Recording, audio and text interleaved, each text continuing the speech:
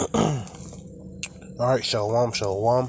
Before I begin this video, I want to give all the praise, honor, and glory to Yahweh, Bahashim, Yahweh Shai, Bahashim, Ha'arakakodash. Double honors to the elder apostles of Great Millstone who rule well and teach well, as well as the sincere salutations to your hopeful elect. Okay, we're pushing this word throughout the four winds of the earth. Yahweh, Bahashim, Yahweh Shai, Bahashim, Ha'arakakodash. Brakatham to you, brothers. Okay, and so, America is unhappy. The Americans are unhappy. Alright. This article from The Hill. Why are Americans so unhappy?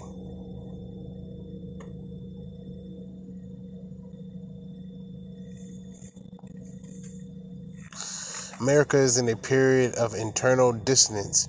Not quite decay, but something akin to it. No, it's decayed. This place is through.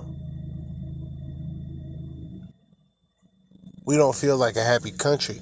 And in fact, on the list of the happiest nations generated by Gallup each year, America is the 23rd this year, behind the United Arab Emirates, and we have dropped from last year's place at 15th, so it's just worse and worse.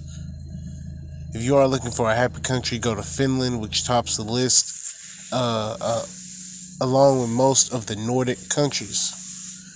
Most surprising about the data on happiness is that the most unhappy demographics is people under 30, which is ironic given their unique understanding of and access to new media.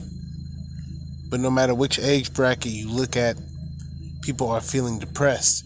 Overall, Americans feel broke and brokenhearted, even with overall good national news on inflation.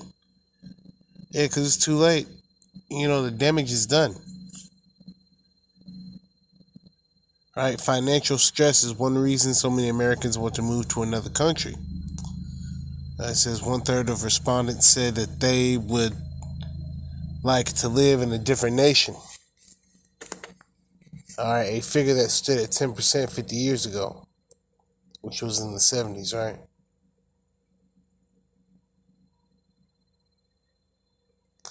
Other factors contribute to unhappiness. But the common issue is generalized worry about where America is going on almost every issue from education to politics, according to the most recent Gallup polling data. Yeah, so they up at night thinking about, okay, the future is... There is no future in this place.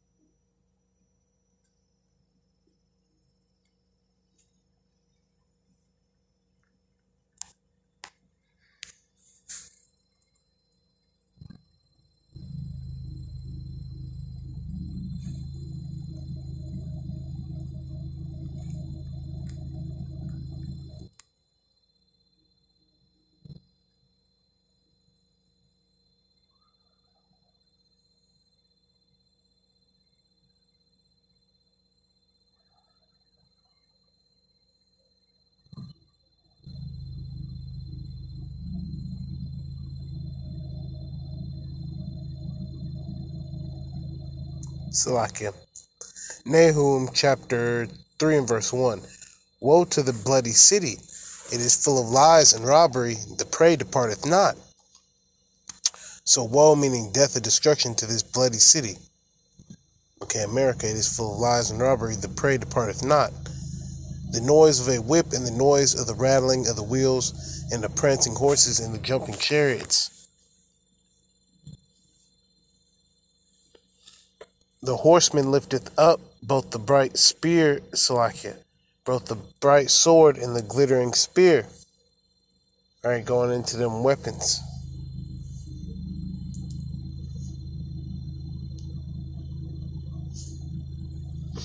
It says, and there is a multitude of slain, and a great number of carcasses, and there is none end of their corpses. They stumble upon their corpses. Yeah, a bunch of dead bodies. Because of the multitude of the whoredoms of the well-favored harlot, right, which is America, the mistress of witchcrafts, that selleth nations through her whoredoms, and families through her witchcrafts.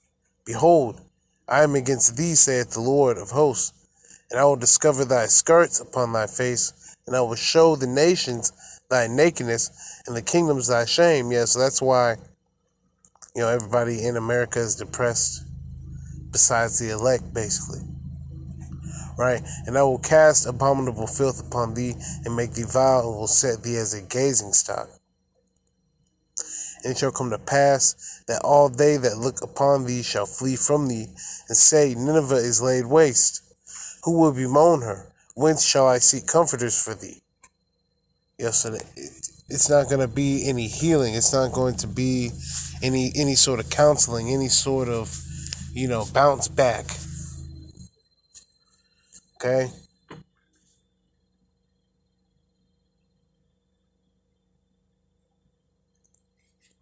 And I'm going to just go ahead and go back to the article. All right.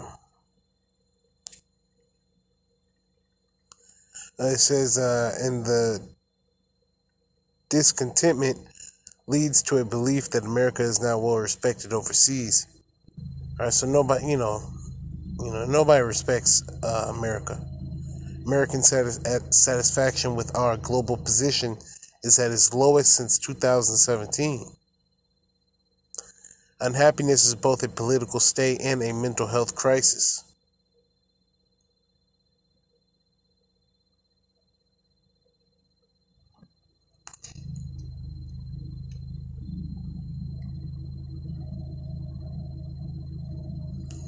Oh, look here.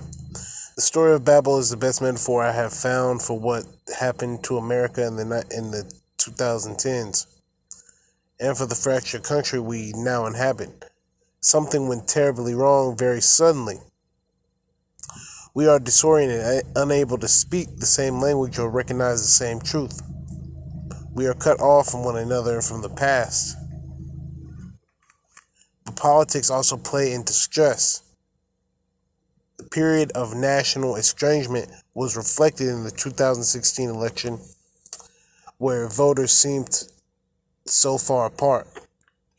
Neither party could understand the other, but most journalists and polling experts missed the chasm and were taken aback by the popularity of DT and his win over Hillary Rodham. In his book On the Road and T-Dog's America, journalist Daniel Allett traveled the country after the election and discovered that many voters in the middle of the country felt left behind, not listened to, misunderstood, and their vote was an expression of that discontentment. Then, add the C1 Neezy to the mix, and it makes sense that people still feel disconnected from mainstream life. Yeah, because that killed everything. That really was the big blow. And they're going to have another one. They're going to have another LD. Okay, it's going to come in heavy. All right, it says, and lacking connection can increase the risk for premature death to levels comparable to smoking daily. So what is the solution? For one, we had to start listening to each other, generously listening. It's not gonna fucking happen. As it was explained at this year's World Economic Forum. On the subject of work, the consensus of the annual meeting was that today's employees continue to feel ambivalent, cynical, and disempowered. Second, we have to return to a spirit of openness and positivity, if for no other reason than for our health and well-being.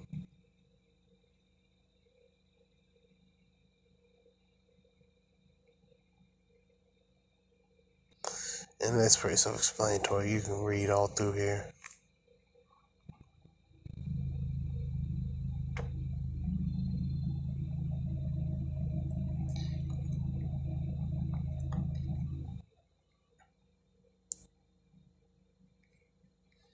But yeah, the average American is stressed out, man. Average American can't take it. They're ready to just check out, just give up. That's beautiful, Barakatiyah Bashim shot. Alright, so with that, Lord's will, you're edified. Call halal Yahweh Ba'ashim Yahushai Ba'ashim Harakah Kodash. Double honors to the elder apostles of Great Millstone who rule well and teach well. And a sincere salutation to the elder bishops, elder brothers in this truth who are pushing this word in sincerity and in faith. Alright, Yahweh Ba'ashim Yahushai Ba'ashim Harakah Kodash. Barakathum to you, brothers. Keep your head up through the spirit and power of Yahweh Ba'ashim Yahushai. And understand these people are down and out, but we are the hopeful elect. Okay, we know that there's perfection's coming. Yahweh Shema Shai is coming, man. Okay, so there's no reason for us to feel like these people, man. Most of these people are going to be destroyed.